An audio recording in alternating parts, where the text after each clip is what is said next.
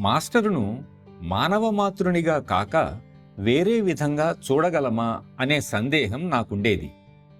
సహజంగా మనలో ఉండే మానవ బలహీనతల కారణంగా మనం మానవ రూపాన్ని భగవంతునిగా భావించలేము.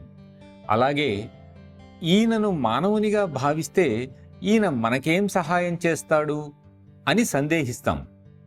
అందుకే బాబూజీ, మాస్టరు నీకొక అద్దం లాంటివారు, దాని ఎదురుగా నిలబడితే నీలో ఏముందో అదే ప్రతిబింబిస్తుంది అని అన్నారు. ఆ రోజుల్లో నాకు వారి మాట అర్థం కాలేదు. ఆ తరువాత తెలిసింది, అద్దంలో ఏమీ లేదని, అంతా మనలోనే ఉందని.